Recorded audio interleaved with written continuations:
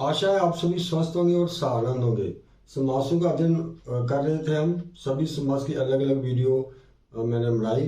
तो अभी मुझे लगा कि एक वीडियो ऐसी होनी चाहिए जिसमें सभी जो 6 समास हैं उनका एक साथ अध्ययन हो, उन पर चर्चा हो और साथ में जहाँ जहाँ ट्रिक की आवश्यकता है वह भी आपको बताया जाए, ताकि आपको समास समझने में, उसको पहचानने में आसानी हो सके। तो आप इस वीडियो को ध्यान से देखना शुरू से लेकर अंत तक, फिर आपको समास पहचानने में कठिनाई नहीं होगी। हम समास को ट्रिक के साथ पहचानने का प्रयास करेंगे। समास वास्तव में नए शब्द बनाने की एक विधि है।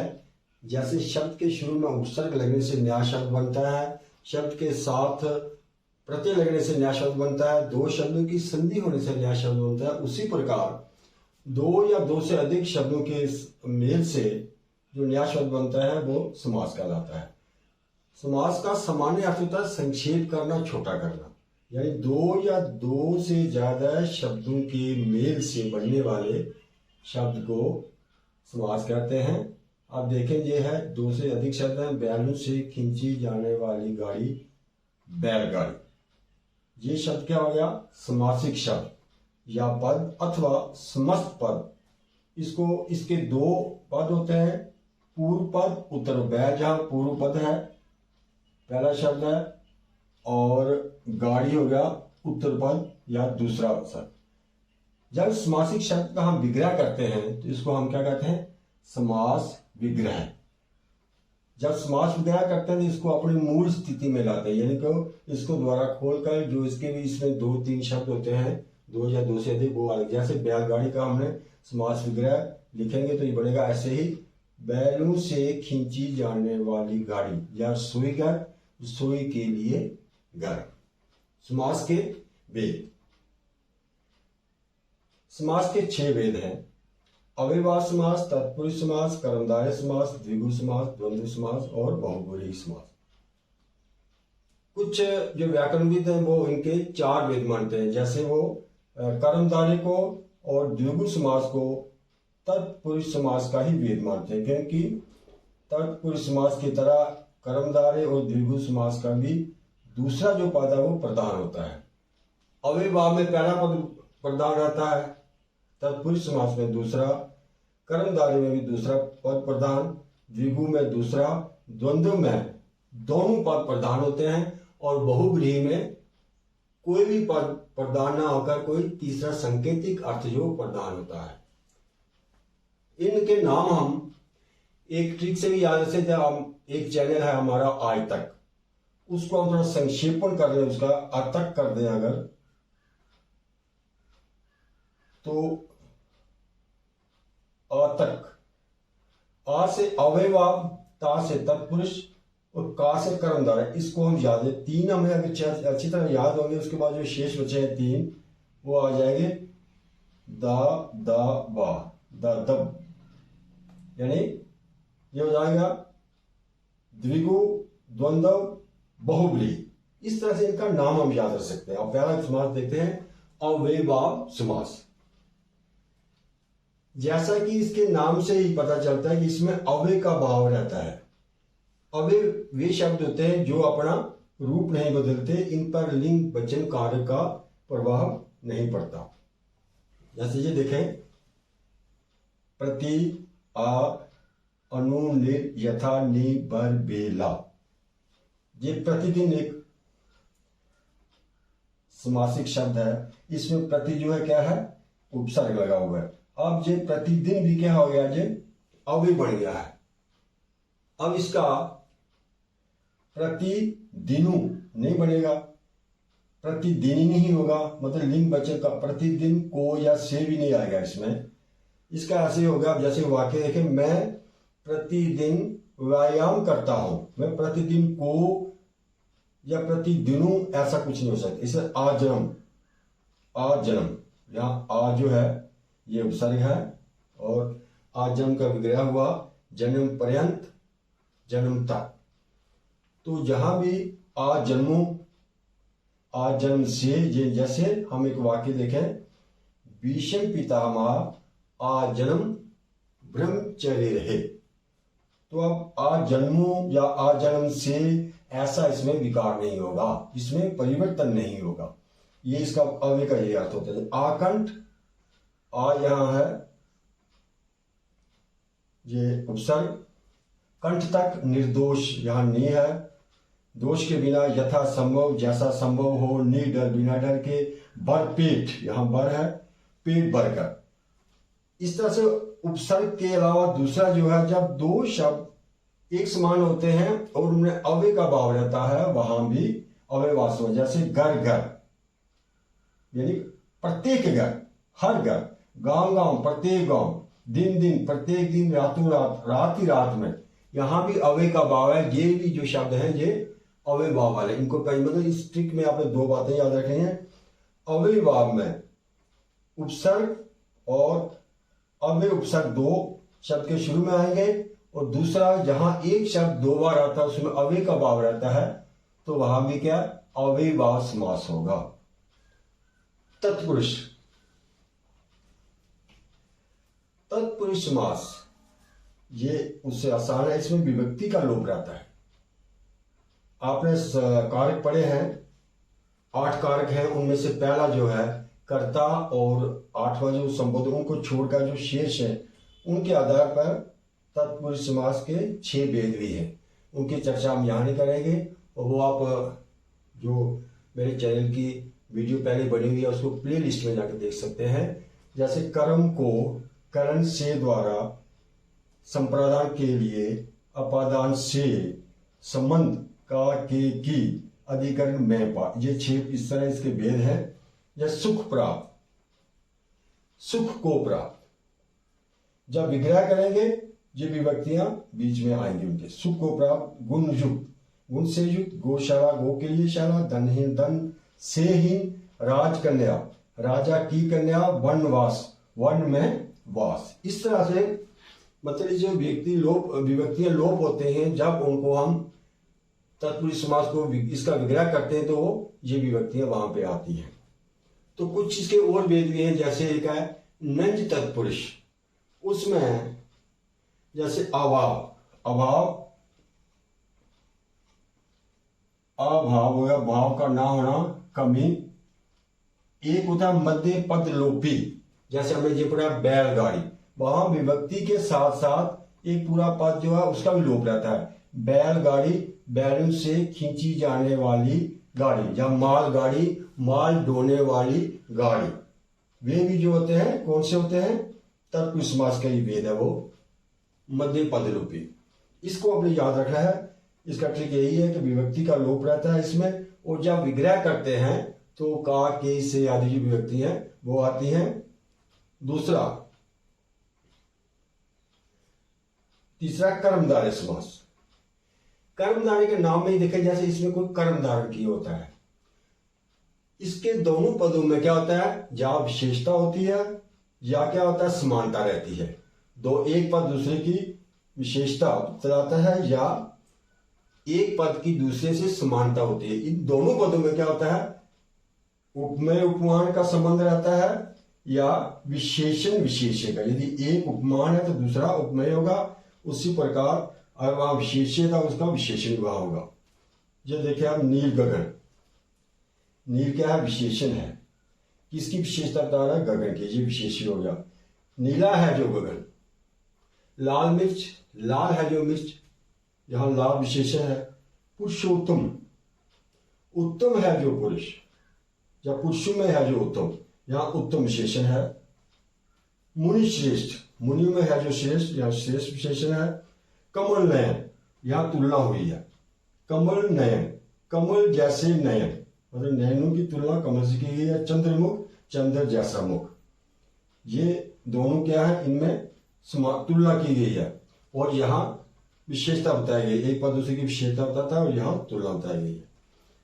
तो इसमें एक बात और भी है, एक अपवाद भी है इसमें, जैसे पुरुषोत्तम और कमल नयन, इनमें एक सांकेतिक अर्थ निकलता है। पुरुषोत्तम, पुरुषों में है जो उत्तम, अर्थात श्री कृष्ण भगवान, श्री कृष्ण भगवान को भी पुरुषोत्तम कहा जाता है। उस रूप में ये जो समास है ये कौन सा हो जाएगा? बहुब्रीहि। इसमें यहां तीसरा अर्थ आता है। और कमल नयन में भी है, कमल जैसे नयन हैं जिनके, तो वो हो गए श्री विष्णु होगा, तो वहां भी तीसरा अर्थ है। इसलिए आपने यहां अपने विवेक से काम लेना है। अगर विकल्प में बहुब्रीहि लिखा गया है तो इनको आप बहुब्रीहि में लिखेंगे। अगर बहुब्रीहि नहीं है, कर्मधारय है, तो तब ये कर्मधारय में ही इनको लिखा जाएगा। तो ये थोड़ा मैं अपने हिसाब से देखना होगा। तो इन तीनों को अच्छी तरह से आप पहले अच्छी तरह से आतक के नियम से याद रखेंगे। जो शेष तीन है वो सरल है, उनको समझना आसान है। अब आगे के तीन करते हैं।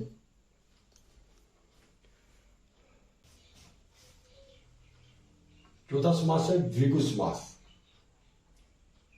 इसमें पहला पद जो है संख्यावाचक होता है तथा समूह का बोध होता है। इससे समूह का बोध कराता है। ये बहुत सरल है।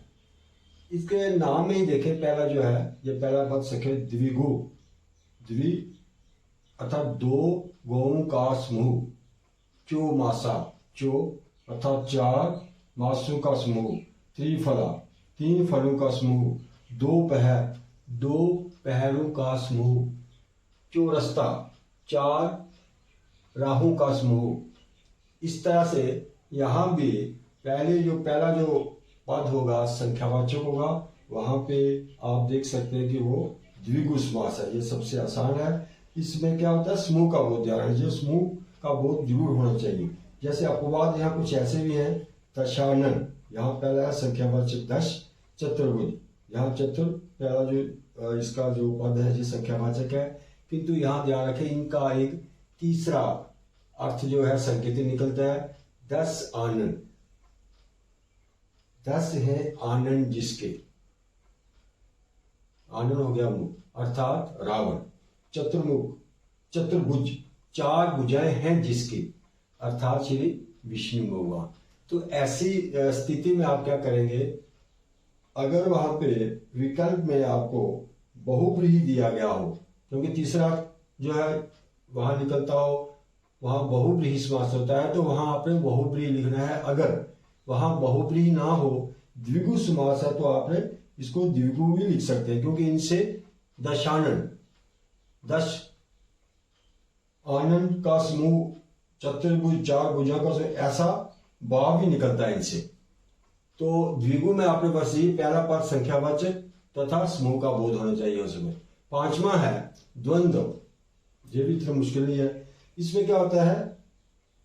जो पद दोनों होते हैं या तो वो विलोम होते हैं, एक दूसरे के विपरीत होते हैं, या पूरक होते हैं, विलोम पूरक।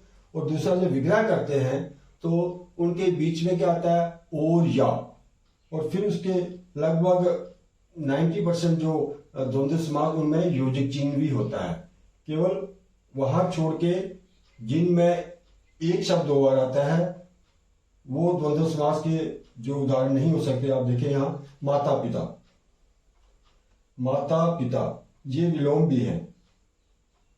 और इनके बीच जब विग्रह किया आपने, बीच में माता और पिता, और यहां योजक चिन्ह भी लगा हुआ है। दिन रात, दिन और रात, बीच में क्या आ गया? विग्रह के बाद और आ गया। और ये दोनों दिन और रात, ये विलोम है दिन रात का, यानी विपरीत अर्थक शब्द है। सीताराम, सीता और राम। पापुण्य, पाप या पुण्य। तो ऐसे शब्द यहाँ पे विलोम या पूरक हो। इसी तरह और भी, जैसे वेद और पुराण, ये पूरक है एक दूसरे के। नदियां नाले, नदियां और नाले। इस तरह से जब ऐसे शब्द होते हैं विलोम पूरक और विग्रह करने पर और या आए, तो वहां पे आप समझ जाने की ये कौन सा द्वंद्व समास है। तो लेकिन तो एक बात कहते हैं, यहाँ योजक चिन्ह का जो नियम है इसमें ये ध्यान रखना है कि यहाँ एक शब्द दो बार आता है। जैसे दिन दिन, घर घर, देश देश। यहाँ दिन दिन जो है ये द्वंद्व समास न होकर कौन सा होगा? अव्यय भाव। क्योंकि वहां आपने पढ़ा पीछे कि एक शब्द जब 2 बार आता है तो अव्यय का भाव दिन दिन अर्थात प्रत्येक दिन, हर दिन। घर घर, हर घर, प्रत्येक घर, देश देश, प्रत्येक देश। इस तरह से द्वंद्व समास में विशेष यही रखना है आपने, विलोम पूरक, विग्रह करने पर और या, और बीच में योजक चिन्ह होता है। केवल एक समास शब्दों को छोड़कर वहां द्वंद्व समास होता है। बहुब्रीहि समास, द्वंद्व समास के दोनों पद जो होते हैं हमने पहले पढ़ा था क्या होता है, ये दोनों प्रधान होते हैं और बहुव्रीहि का कोई पद प्रधान न होकर कोई तीसरा संकेतिक, लेकिन दोनों पद अप्रधान होते हैं और कोई तीसरा संकेतिक अर्थ यहाँ प्रधान होता है, अर्थात करके इसका तीसरा पद आता है। और यहाँ इसमें दो बातें वो देखेंगे, यहाँ अधिकतर क्या होता है, देवताओं राक्षसों आदि के नाम भी आते हैं इसमें। जैसे नीलकंठ, नीला है कंठ जिसका, किसका है आपको पता है, अर्थात श्री शिव जी भगवान। महावीर, महान है जो वीर हनुमान जी के लिए। चतुर्भुज, चार भुजाएं हैं जिनकी, अर्थात श्री विष्णु भगवान। दश है मुख, आनंद जिनके रावण। पंकज, पंख में जन्मा है जो, अर्थात कमल। पंख होता है कीचड़। विषधर, विष को धारण करता है जो, विष धारण करने वाला। साम, चक्रधर, चक्र को धारण करता है जो, अर्थात विष्णु भगवान। इस तरह से यहाँ तीसरा जहां सांकेतिक अर्थ प्रधान होता है वहां पे बहुव्रीहि समास होता है। इनका शब्दार्थ नहीं लिया जाता, सांकेतिक अर्थ लिया जाता है। और यहाँ भी एक बात है, कुछ यहाँ देखें आप, दो समास जहां दिखते हैं, जैसे नीलकंठ में और महावीर में। नीलकंठ, नील विशेषण है, नीला है कंठ, ऐसे अगर करेंगे तो ये कौन सा हो जाएगा, अभी पढ़ा हमने कर्मधारय समास। महावीर, महान वीर, ये उस तरह से, ये महावीर एक विशेषता है यहाँ, विशेषण, तो ये क्या हो जाएगा, ये यहाँ भी कर्मधारय। किंतु आपने वही अपने विवेक से काम लेना है। अगर विकल्प में बहुव्रीहि है तो बहुव्रीहि में आएंगे ये, और नहीं है कर्मधारय है तो कर्मधारय में भी आप इनको लिख सकते हैं। तो आप ये समझ लिया इनको अच्छी तरह से कि अव्ययभाव को, तत्पुरुष को कर्मधारय, द्विगु, द्वंद्व, समास, बहुव्रीहि, इनका बस वही नियम। अतक वाला जो है, पहले अतक को समझे थोड़ा सा, वो आपके लिए। फिर दा दा आएगी जो, दा दा बा, द्विगु, द्वंद्व और बहुव्रीहि। इस तरह से आप इनको कंठस्थ करके इनको समझकर पहचान सकते हैं।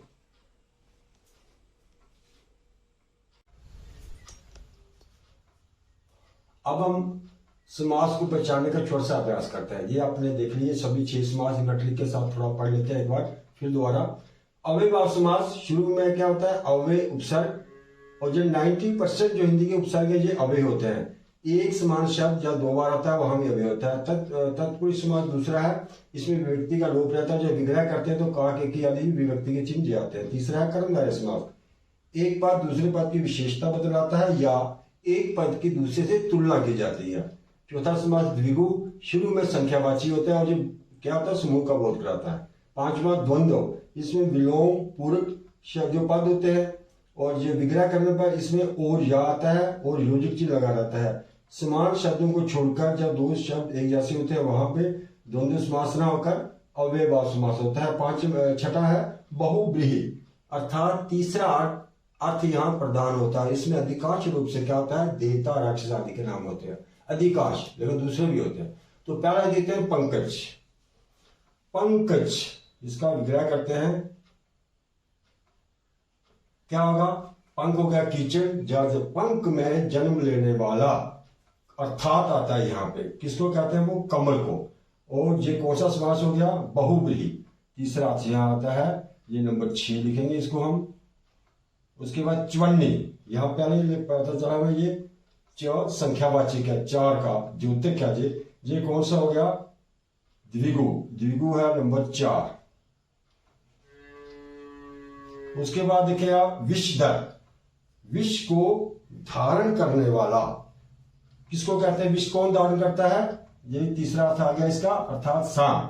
ये हो गया बहुव्रीहि, छठा नंबर आ गया। सेनापति, सेना का पति, इसमें क्या है, विभक्ति का लोप है। सेना का पति, ये कौन सा विभक्ति लोप कहा होगा, तत्पुरुष, आ गया नंबर 2, तत्पुरुष समास। फिर आ गया निधड़क। निधड़क, ये नि क्या, अव्यय लगा हुआ है यहाँ पे, निधड़क, बिना धड़क के, ये कौन सा हो गया, अव्यय समास नंबर 1। रेलगाड़ी, रेल पर चलने वाली गाड़ी, यहाँ मध्य पद लोपी है, पर भी आया है विभक्ति चिन्ह और बीच में एक पूरा पद लुप्त हुआ है, इसलिए कौन सा होगा, मध्य पद लोपी वाला कौन सा होता है, तत्पुरुष समास नंबर 2, तत्पुरुष समास। चंद्रमुख, चंद्र के समान मुख, यहां तुलना की है मुख की चंद्र से। और ये कौन सा हो गया? कर्मधारय। तीसरा ऊंच नीच।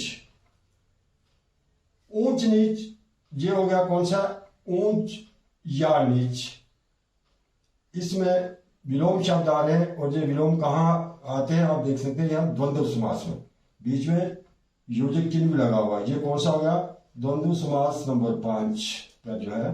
फिर देश देश, अब यहां भी योजक चिन्ह है लेकिन एक शब्द 2 बार आया है। ये हो गया, इसका विग्रह करेंगे देश देश अर्थात प्रत्येक देश, यहाँ अवयव का भाव है और ये होगा कौन सा? अव्ययवाद समास नंबर 1। वेद पुराण, वेद और पुराण, ये कौन सा हो गया? वेद और पुराण।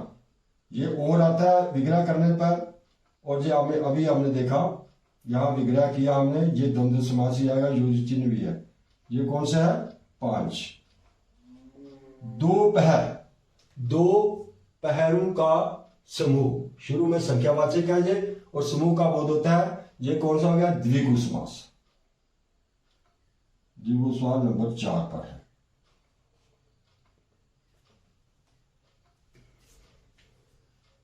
समास को पहचानने में, समझने में ये वीडियो अवश्य ही आपके लिए लाभदायक सिद्ध होगी। तो आपसे अनुरोध है, यदि आपने चैनल को सब्सक्राइब नहीं किया है तो सब्सक्राइब करें और अपने मित्रों में इसको शेयर भी अवश्य करें ताकि जो हमारा परिश्रम है वह सार्थक हो सके। धन्यवाद। जय हिंद।